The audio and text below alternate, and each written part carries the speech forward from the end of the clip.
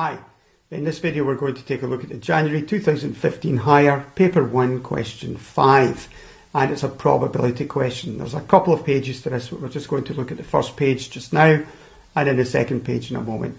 Now, looking at the question, we can see that we're told a jar contains coloured beads and Ajit takes at random a bead from the jar. The probability that it's yellow is 0.08, pink is 0.1 and blue is 0.25.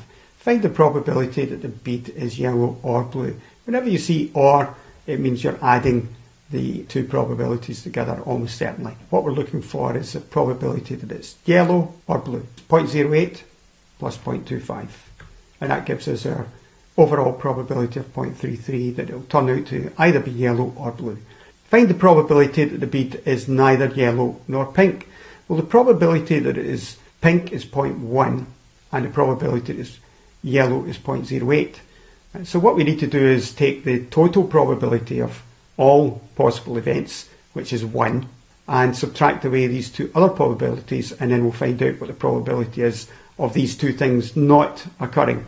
So we take 1 and subtract 0.1 and then 0.08 away from that, and we end up with a total probability of 0.82 that we'll get something other than yellow or pink when we take a bead out. The third part of the question, we're told that Ajit replaces the first bead in the jar. He then takes at random a second bead from the jar. Find the probability that the first bead is yellow and the second bead is blue. There's an and involved in this, so we're combining two probabilities with an and. When you see an and, it means you multiply the two probabilities. So we take the 0.08, which is the probability of getting a yellow, and multiply it by the 0.25, which is the probability of getting a blue, and we end up with an overall probability of 0.02. Moving on to the second page of the question, we're told a second jar contains 100 coloured beads.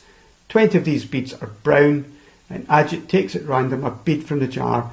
He records the colour of the bead and then returns the bead to the jar. He does this 60 times.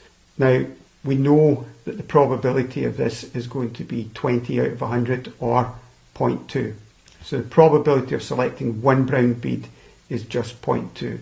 If we do it 60 times, then we can get an estimate just by multiplying the 60 times against the 0.2 to get an answer of 12. So we'd expect to get the brown bead selected from the jar 12 out of 60 times. And if you look at that, you'll see that 12 out of 60, 12 divided by 60 would give you an answer of 0.2 as well. Same probability. Now, remember that this is an estimate. You can't say for certain that there will be exactly 12 if you do this 60 times. There might be 9, there might be 11, there might be 13, there might be any sort of numbers. There's even a chance that you might get 0 brown beads selected from the jar. Very, very small chance, it has to be said, but it still exists. So what we're getting here is a rough estimate. Now, if we increase the number to 600, to 6,000, to 6 million, then the estimate becomes closer and closer to what you would actually find when you do the experiment. Okay, that's all for this particular video. Thank you for listening.